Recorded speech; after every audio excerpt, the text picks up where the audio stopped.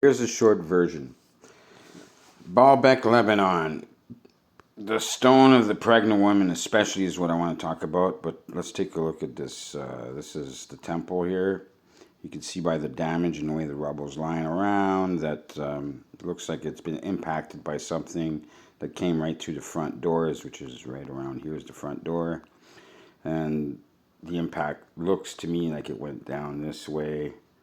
So from top to bottom. And I mean, this column here, for example, see how it's, and then there's even the light lines of wear and tear, like on both sides here. So it just looks like that to me. And there's even like a wall here, a section of wall that's missing. It's missing. So that's the rubble that happened here. There's another picture of the rubble. And here's another one. And the stone of the pregnant woman is one of these down here. See those big blocks here? There's 3 of them here. Now, why would you use really big blocks? I mean, you can see that through the generations that they went smaller and then even smaller up top. But, I mean, to use big megalithic blocks, you have to really want to use big megalithic blocks. Like, it's got to be a major reason, because you could just make a big block like this with a whole bunch of little blocks.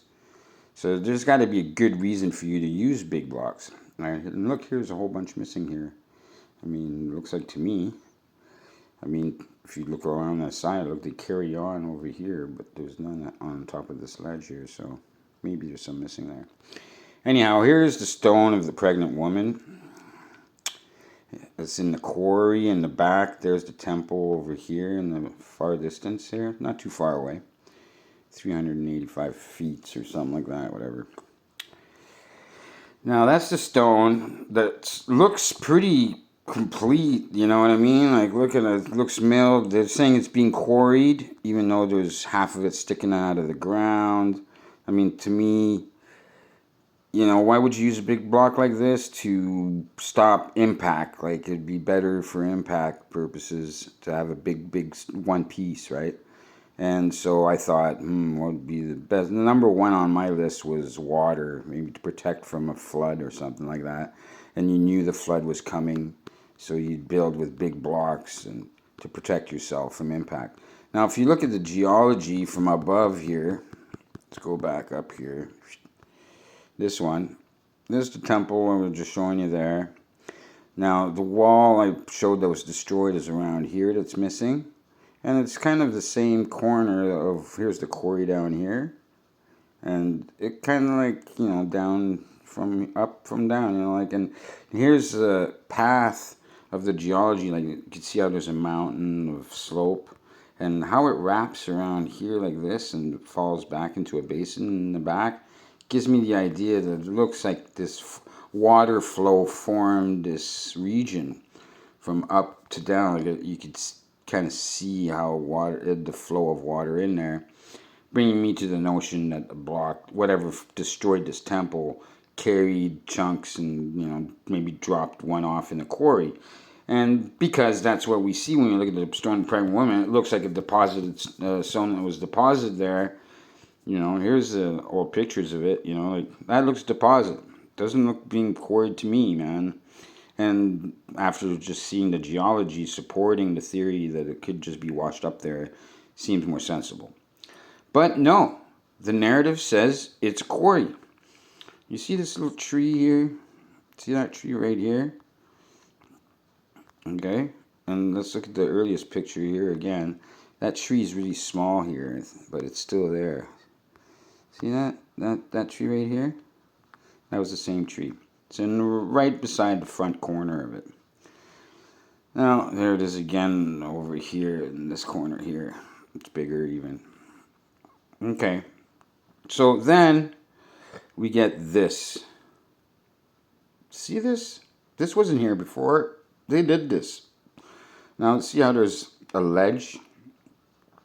Like a little groove that's cut to sort of mimic the stone of the pregnant woman. And I guess that's what my point is like, let's see if I can show you this one picture. This right here. This is pure evidence of a deposit, of it being deposit. Because look, You can even see the ledge they carved around it. It's different material than what it's sitting on. There's even a line all the way down of where that material and this material meet. So that's deposit, you know what I mean? And then look at these people. There's no groove on the ground here, and they're standing on flat ground. And this was just a hill before. You know, here, like you can see, it was just a hill before. Now it's got a groove, and it's been, you know, like here it is. Like it's been groove cut in here, and then see over on this side here. See how there's just it's a little hill. It's just basically this part's been dug out a little more than this side, but it's just both the same graded hill, right? And this new groove that came out of nowhere, they ripped out our tree, you know, there goes the tree. And then this is what they give you next, right? So now there's stairs down here, and there's somebody down there, and just they're spending money and development to support the notion that it's a quarry at all costs. Look, they even have a third block here buried. Like it looks like, so there's a block on top of this block, and then there's this block on top of that block, and this whole field was just pre-milled blocks that size, buried in mud, stacked on top of each other, ready to be moved. That's the narrative. Come on, you know, come on. Like, and look, it's starting to look like a quarry now. Didn't look like a quarry before. You look at it now, it's definitely, you know, you might believe it's a quarry. But this is what it was, you know, and now it's that. And there's these fake blocks. Look at this. I guess the point being that it's, you know, if you can expose a lie, they're still saying it's a quarry. So if you can expose a lie, you might as well expose it. And I think this is a no-brainer evidence. And you know, you can even see how they actually manufactured the environment to support their narrative. And so, that, I mean, there you have it.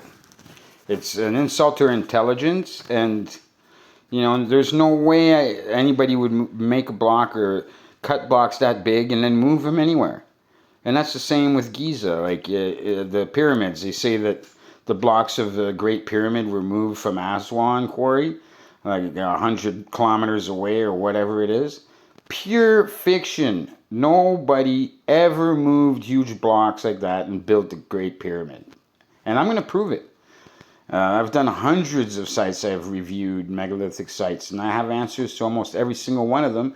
I even have answers to some of the designs of the structures that used to be there, with confirmation from the geology of what their purpose was. And if you're interested in that kind of stuff, I'm going to be exposing all kinds of truth on this channel. And I mean, so please like and subscribe, and so I can make some money and continue my research. And I mean, I'm going to be talking about the Philosopher's Stone. I'm going to be talking about religion. It all boils down to one big picture, you know. And I'm going to tell you exactly what those megalithic sites were for. All right, well, yeah, please like and subscribe, and I'll prove it. Thank you for watching.